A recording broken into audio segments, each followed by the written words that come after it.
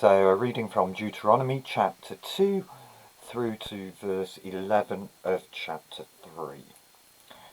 Then we turned back and set out towards the desert along the route to the Red Sea, as the Lord had directed me. For a long time we made our way around the hill country of Seir. Then the Lord said to me, "You have made your way around this hill country long enough. Now turn north. Give the people these orders. You are about to pass through the territory of your brothers, the descendants of Esau, who live in Seir. They will be afraid of you, but be very careful. Do not provoke them to war, for I will not give you any of their land, not even enough to put your foot on. I have given Esau the hill country of Seir as his own. You are to pay for them in the silver for the food you eat and the water you drink. The Lord your God has blessed you in all the work of your hands. He has watched over your journey through this vast desert. These 40 years the Lord your God has been with you, and you have not lacked anything."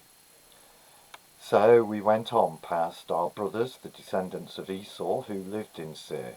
We turned from the Arabah road, which comes up from Elath and Ezon-Geber, and travelled along the desert road of Moab.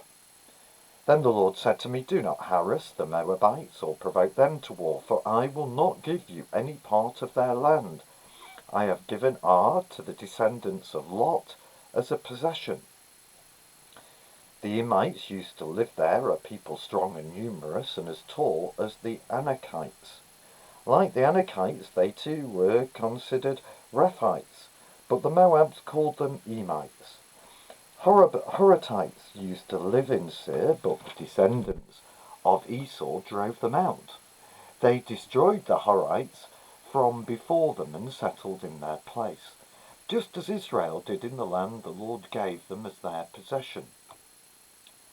And the Lord said, "Now get up and cross the Zered valley." So we crossed the valley. 38 years passed from the time we left Kadesh Barnea until we crossed the Zered valley.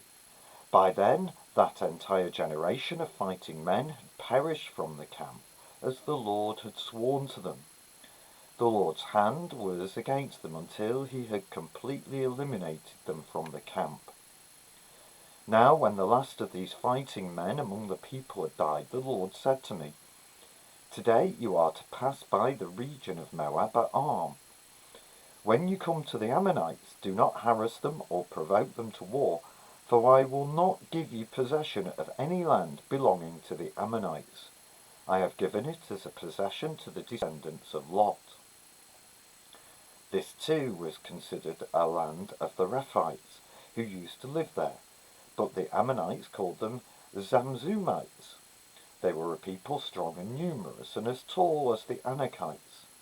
The Lord destroyed them before the Ammonites, who drove them out and settled in their place.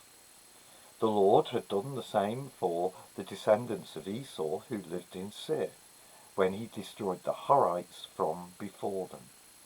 They drove them out and have lived in their place to this day. And as for the Avites who lived in villages as far as Gaza, the Caphtorites coming out from Caphtor destroyed them and settled in their place. Set out now and cross the Arnon Gorge. See, I have given into your hands Sihon, the Amorite, king of Heshbon, and his country. Begin to take possession of it and engage him in battle. This very day I will begin to put the terror and fear of you on all the nations under heaven. They will hear reports of you and will tremble and be in anguish because of you. From the desert of Kedemoth I sent messengers to Sihon, king of Heshbon, offering peace and saying, "Let us pass through your country. We will stay on the main road. We will not turn aside to the right or to the left. Sell us food to eat and water to drink for their price in silver. Only let us pass through on foot, as the descendants of Esau who lived in Seir and the Moabites who lived in Ar did for us, until we cross the Jordan into the land the Lord is giving us." But Sihon, king of Heshbon, refused to let us pass through. For the Lord your God had made his spirit stubborn and his heart obstinate in order to give him into your hands, as he has now done. The Lord said to me, See, I have begun to deliver Sihon and his country over to you. Now begin to conquer and possess his land. When Sihon and all his army came out to meet us in battle at Jahaz, the Lord our God delivered him over to us, and we struck him down, together with his sons and his whole army. At that time we took all his towns and completely destroyed them, men, women and children. We left no survivors. But the livestock and the plunder from the towns we had captured we carried off for ourselves. From Aroer on the rim of the Arnon Gorge, and from the town in the gorge, even as far as Gilead, not one town was too strong for us. The Lord our God gave us all of them. But in accordance with the command of the Lord our God, you did not encroach on any of the land of the Ammonites, neither the land along the course of the Jabbok, nor that around the towns in the hills. Next we turned and went up along the road towards Bashan, and Og, king of Bashan, with his whole army marched out to meet us in battle at Edrei. The Lord said to me, Do not be afraid of him, for I have handed him over to you with his whole army and his land. Do to him what you did to Sihon, king of the Amorites, who reigned in Heshbon. So the Lord our God also gave into our hands Og, king of Bashan, and all his army. We struck them down, leaving no survivors. At that time we took all his cities. There was not one of the 60 cities that we did not take from them. The whole region of Argob, Og's kingdom in Bashan. All these cities were fortified with high walls and with gates and bars, and there were also a great many unwalled villages. We completely destroyed them as we had done with Sihon, king of Heshbon, destroying every city, men, women and children. But all the livestock and the plunder from the cities we carried off for ourselves. So at that time we took from these 2 kings of the Amorites the territory east of the Jordan, from the Arnon Gorge as far as Mount Hermon. Hermon is called Syrian by the Sidonians. The Amorites call it Senir. We took all the towns on the plateau and all Gilead and all Bashan as far as Salakah and Edrei, towns of Og's kingdom in Bashan. Only Og, king of Bashan, was left of the remnant of the Rephites. His bed was made of iron and was more than 13 feet long and 6 feet wide. It is still in Rabbah of the Ammonites. So, the people of Israel, they're about to enter the promised land. A new dawn is about to begin. Their sins of forgetfulness, disobedience, perversity, presumption, which had robbed them of better things, they'd repeatedly ignored the word of God. But now there is a brand new start. And as we read through these couple of chapters, we find a few characteristics of God that remind us why God is such a great God. First of all, God is merciful. He will not let them wander continually. Verse 2. God is just. Now that those he was punishing are dead, the price has been paid, he will honour his word. Verse 14. Verse 7. God is generous. He's blessed their work in the wilderness. Yes, they've had to work, but he's aware of their basic needs. He's assured them of his protection and presence and provided what they need to maintain their lives. We see God is a God who blesses their work, the work of their hands, so that they have money to pay for food and water. And do you notice, though, as an aside, they pay for it, not seize it.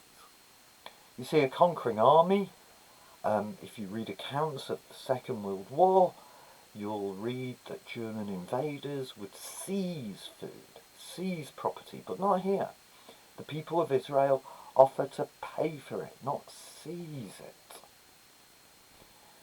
God keeps his eye on them so that they lack nothing. And it's not just now, but as we read in verses 6 to 12, God can be trusted for their future needs as well, even against mighty enemies. You see, the future may not appear to be easy, but we can be assured that God goes with us, keeping an eye on us, which should give us hope and confidence for the future. And if we need proof of that, then think back. Look at the past kindness, verse 7, and that should encourage us for the future. And as the psalmist reminds us, if we truly seek God, we lack no good thing. The lions may grow weak and hungry, but those who seek the Lord lack no good thing. Psalm 34, verse 10. So God is a God who is merciful. God is a God who is just. God is a God who is generous. God is a God who blesses work. God is a God who encourages. You see, this new generation listen carefully to what God tells them to do. There's a new route into the promised land. They take care, as God has told them, not to fight the people of Edom, Moab and Ammon, because God had promised this land to them. Now this was to be an encouragement to the people of Israel, because if God had promised this land to the Edomites, the Moabites, the Ammonites, making sure that they would keep it, then surely he would do the same for the people of Israel. And doesn't that remind us of Luke chapter 12, verses 6 and 7? Are not 5 sparrows sold for 2 pennies, yet not one of them is forgotten by God, Jesus says. Indeed, the very hairs of your head are all numbered. Don't be afraid, you are worth more than sparrows. If God cares for the sparrows, how much more will he care for us? If God cares for the Edomites, the Moabites, the Ammonites, how much more will he care for his chosen people? And of course, ultimately for us, he showed his care when he sent Jesus, his son. But there's also another, almost more subtle point here, that God is a God who is Lord over the nations. You see, where a people live and what happens to them are not haphazard. It was God's purpose that the people of Israel should settle in Canaan and get there, and so it would happen. The same is true today. Where we are, believe it or not, is not actually a matter of choice, but is part of God's purpose. And part of that purpose is that we should witness and serve where God has put us. So merciful, just, generous, blesses, encourages, Lord over the nations. If we move on to chapter 3, we find God is a God of preparation. You see, chapter 2 prepares for chapter 3. Sion, in chapter 2, is an easier target than Og in chapter 3. Chapter 3, verse 5. Look how the cities are described. They're described as fortified, with high walls, gates and bars. Look at verse 11, how Og himself is described.